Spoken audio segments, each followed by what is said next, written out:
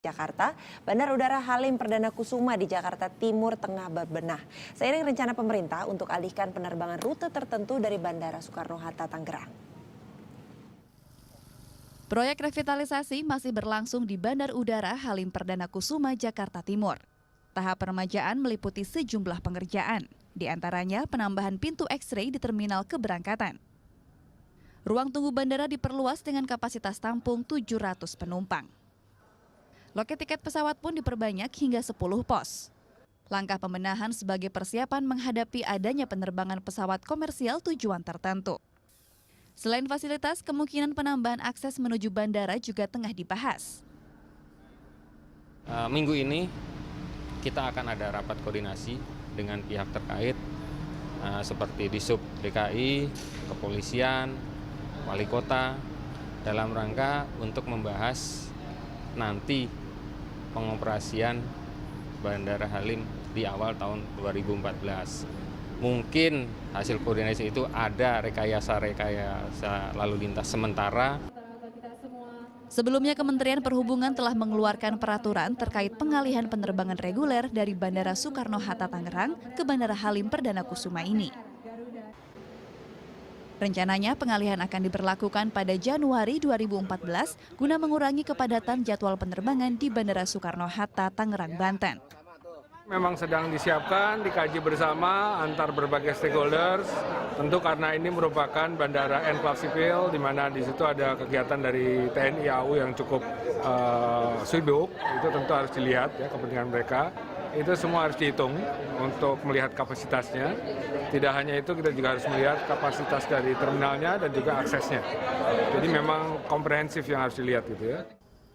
Rencana pengalihan penerbangan tertentu tersebut disambut baik oleh sejumlah penumpang. Dengan posisi di tengah kota, otomatis akan memangkas biaya transportasi sebagian besar penumpang untuk mencapai bandara. Secara pribadi, karena saya sering menggunakan Halim PK sebagai landasan dari Cilacap ke sini, itu saya menyambut baik. Gitu. Ya, karena kan volume penerbangan di Halim PK lebih aksesibel bagi saya, lebih dekat aksesnya saya. Saat ini Bandara Halim Perdana Kusuma masih melayani penerbangan VVIP, VIP, pesawat sewaan, pemberangkatan haji serta penerbangan kesehatan. Revitalisasi bandara ditargetkan rampung pertengahan Desember mendatang dan siap mengoperasikan 60–80% pengalihan penerbangan dengan optimal. Tim Liputan melaporkan untuk NET. Dan kita akan langsung membahasnya bersama dengan dua narasumber kita hari ini. Ada Bapak Bambang Ervan, Kepala Pusat Komunikasi Kementerian Perhubungan, dan juga Bapak Cepi Hakim, Marskal TNI Purnawirawan. Selamat pagi Bapak-Bapak, apa kabarnya hari ini? Juga. Alhamdulillah. Ini katanya ditargetkan memang di awal Januari, kurang lebih tanggal 10 Januari 2014. Katanya ada wacana untuk penambahan maskapai di Halim Perdana Kusuma. Itu perkembangan sejauh apakah memang sudah ketok palu? Ya, jadi untuk pertama dulu ya, bahwa Kementerian Perhubungan sudah mengeluarkan surat Menteri Perhubungan nomor 369 sekitar bulan Maret tahun 2013 bahwa Halim itu bisa digunakan untuk operasional penerbangan komersial yang pesawatnya itu di atas 30 seat. Okay. Kalau tadinya kan juga sudah ada komersial tapi di 30 seat ke bawah, 30 tempat duduk. Nah, itu setelah itu dilakukanlah persiapan-persiapan.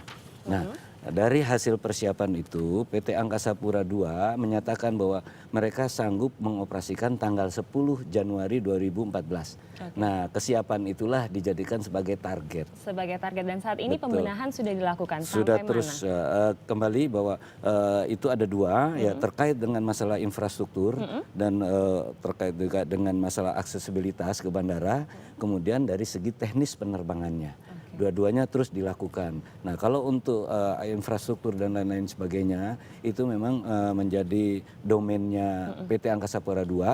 Terkait untuk teknis penerbangannya itu Kementerian Perhubungan. Oke. Pak Cepi, tapi kan bukannya di Halim itu juga menjadi markas komandonya Angkatan Udara di sana. Apakah itu nantinya tidak akan mengganggu aktivitas di mana kita memang harus selalu siap siaga di sana? Ya. Jadi kalau kita melihat kondisi sekarang ini, Halim akan diaktifkan kembali, ada 3 hal yang harus kita cermati. Apa saja? Yang pertama adalah bahwa ada ketidakadilan di sini. Ya, Maksudnya? unfairness. Maksudnya begini. Jadi pengelola Soekarno-Hatta mengelola Soekarno-Hatta, terus mengelola, tahu-tahu penuh, tahu-tahu ngeluber, tahu-tahu nggak keruan-keruan, terus pindah ke Halim. Jadi kasihan kan para pengguna di Soekarno-Hatta, ada para pengguna di Halim. Para pengguna di Halim ini kan nggak tahu apa-apa nih. Tahu-tahu dia terima tumpahan. Ya. Ini unfairness sebetulnya. Yang kedua adalah yang harus kita cermati ini adalah mengenai Halim sebagai Halim Air Force Base, sebagai military base. Jadi kalau ada penerbangan sipil di situ, maka ini adalah pengebirian fungsi dari military base. Oke. Ya. Yang ketiga adalah basic design dari Halim ini tidak diperuntukkan bagi commercial flight.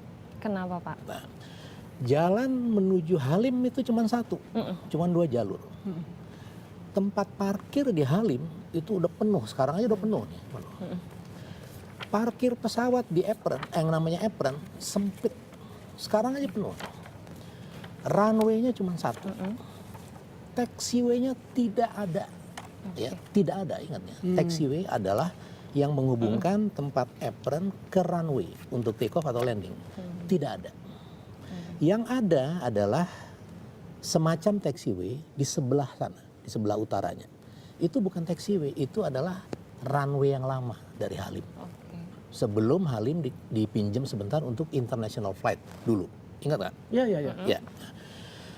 Kemudian Halim sebagai Air Force Base ini udah terlalu banyak digunakan. Di sana ada lebih dari 3 skadron udara, yang lebih kurang ada 45 sampai 50 pesawat angkatan udara. Ada skadron teknik yang melaksanakan pemeliharaan ringan dan sedang. Ada 2 training area di atas Bogor area dan di atas Pelabuhan Ratu. Ada skadron Paskas yang juga latihan di situ. Ada markas Komando Pertahanan Udara Nasional di sana. Dan? Ada Special Air Mission Base di Halim untuk high level of security, untuk penerbangan VIP, kepala negara dan wakilnya, dan tamu negara setingkat. Ada Special Air Mission Top Secret Base di sana. Kalau ingat waktu Woyla dulu, itu berangkat dari Halim dan disiapkan di Halim. Dan sekarang sudah ada juga charter flight di sana. Ada 2 atau 3 flying school di sana. Ada General Aviation. Jadi sebenarnya sudah sumpek sekali. Sudah sumpek. Jadi apa kalau dari Pak Cepi sendiri, apa kira-kira dampak yang bisa terjadi kalau misalnya memang komersialisasi ini dilakukan di bandara? Secara mendasar saja, ya, basic design yang tidak diperuntukkan bagi commercial flight itu sudah satu kekeliruan sebenarnya. Ya. Kekeliruan itu mengundang bahaya. Ya, bukan nggak bisa, bukan. Jangan salah mengerti. Bisa. 3 tahun yang lalu, Wapres sudah mengantisipasi ini. Kelebihan di Soekarno-Hatta untuk mencari solusi ke Halim. Bisa Halim, dengan syarat di Halim harus dibangun taxiway. Di Halim harus dibangun apron. Ya. Karena military dan sipil itu menjadi satu, itu biasa. Canggih itu ada military base. Ya, ada military base. Tetapi requirement dari kebutuhan yang dituntut untuk pengoperasian itu dipenuhi terlebih dahulu. Nah, sekarang yang terjadi di Halim seperti itu. Kita mengundang bahaya. Ingat Sukhoi nabrak Gunung Salak, itu salah satu hasil yang diumumkan oleh KNKT adalah salah satu ya, ketidakmampuan Jakarta approach dalam mendetek radar sekian banyak traffic, sehingga si Sukhoi ini salah satu yang berkontribusi untuk kesalahan nabrak Gunung Salak.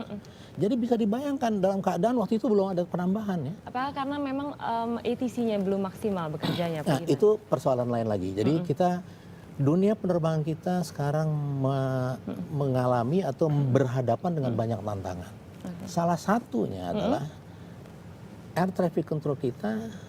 Kalau tulisan-tulisan di luar negeri, di survei-survei, kalau dia bilang Soekarno-Hatta International, dia sebut itu sebagai congested and outdated international airport. Ya, bisa dibayangkan ya. Salah satunya adalah karena air traffic control kita peralatannya outdated, Oke. SDM-nya kurang. Nah, kalau misalnya mendengar apa yang dikatakan oleh Pak Cepi dari Pak Bambang sendiri, sebenarnya pembenahan sudah dilakukan dan juga dananya dikatakan 7 miliar rupiah kalau saya tidak salah ya. Ya. Dan itu sampai saat ini apa yang sedang dibangun sebenarnya? Ya, jadi menanggapi Pak Cepi betul bahwa ada hambatan-hambatan, ada tantangan yang apabila kita gunakan Halim. Dan itu sudah menjadi pemikiran dan sudah menjadi dasar. Makanya dilakukan adalah kita menetapkan kriteria. Kriteria untuk pemindahan. Jadi mohon juga untuk difahami bahwa bukan setengah penerbangan dari Soekarno-Hatta pindah ke Halim, tidak. Jadi itu sudah dibicarakan dengan teman-teman dari TNI AU. Jadi ada jam-jam yang memang itu prioritasnya untuk TNI AU. Sebagai contoh, dari jam 6 sampai jam 11 itu memang prioritas adalah untuk TNI AU. Di mana nanti komersialnya itu mengisi. Jadi kalau tidak salah dari jam 6 sampai jam 12 itu hanya ada 2 take off dan 2 landing. Jadi 4 penerbangan per jam. Ya kan, kalau kita lihat di kemampuan dari landasan di Halim itu sekitar 20 kalau nggak salah 1 jamnya atau 18 saya antara segitu ya. Nah, itu juga. Kemudian tadi bahwa di sana itu hanya untuk pesawat paling besar itu 737-800 atau 737-900 IR, tidak lebih.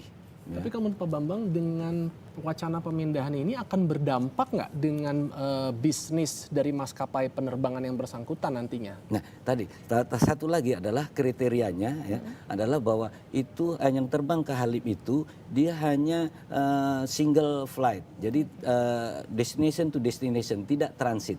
Ya. Nah, itu bagian dari yang kemudian adalah nanti yang akan diambil juga kriterianya itu adalah yang kita ketahui tadi sudah congested ya, kemampuan dari Soekarno-Hatta itu adalah 64 pergerakan pesawat per jam.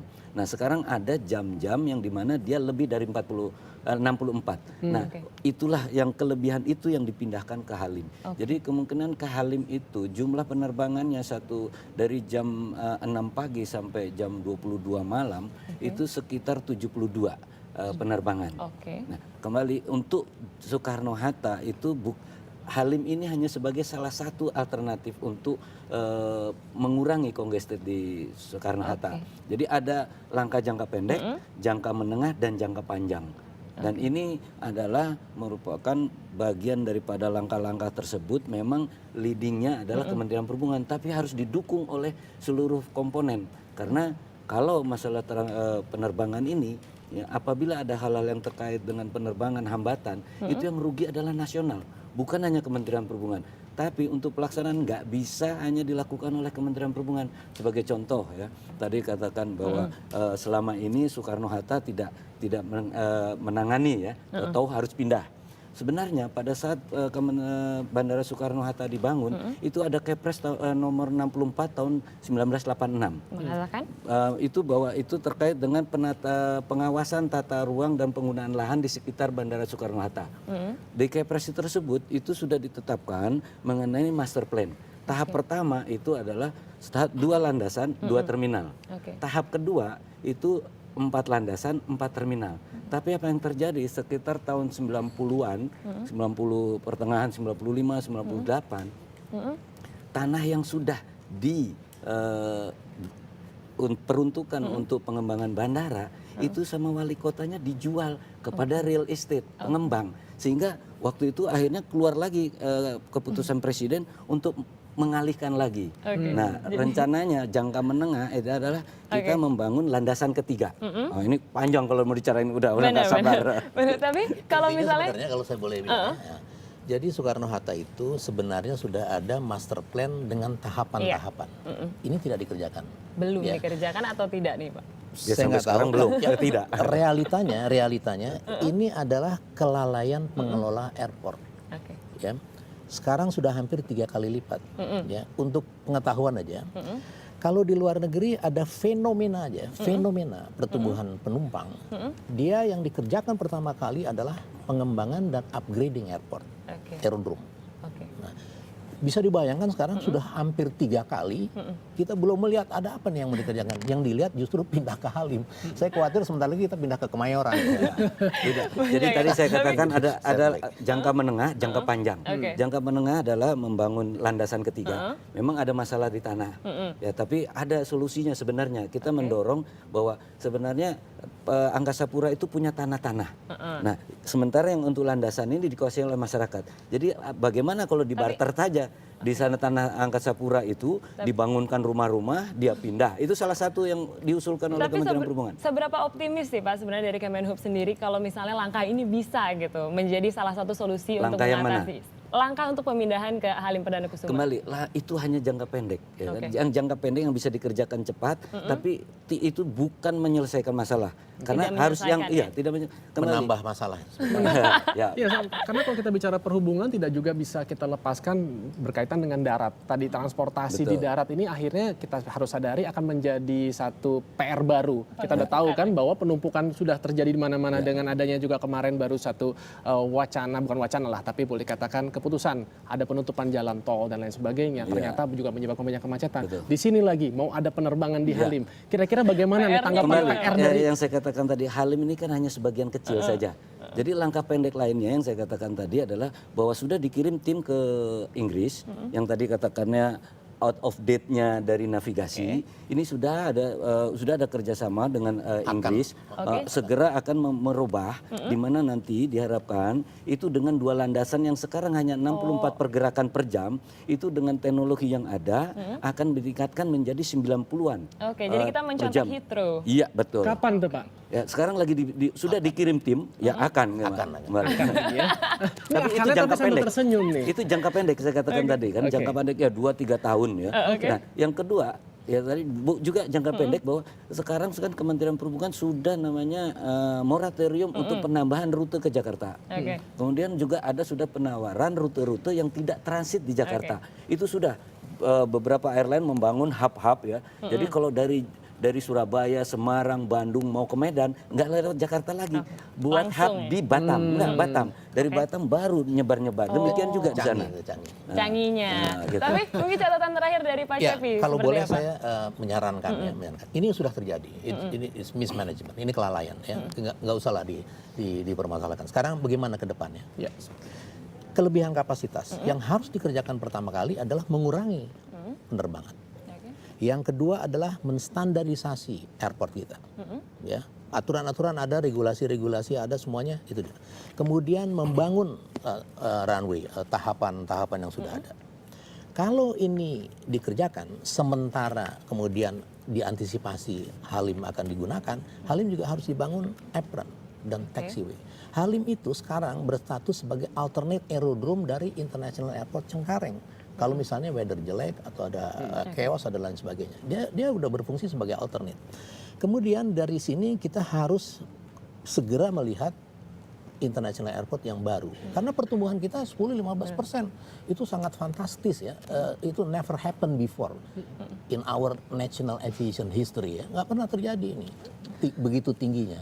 Jadi seharusnya ini menunjukkan satu market yang sangat menggairahkan ya.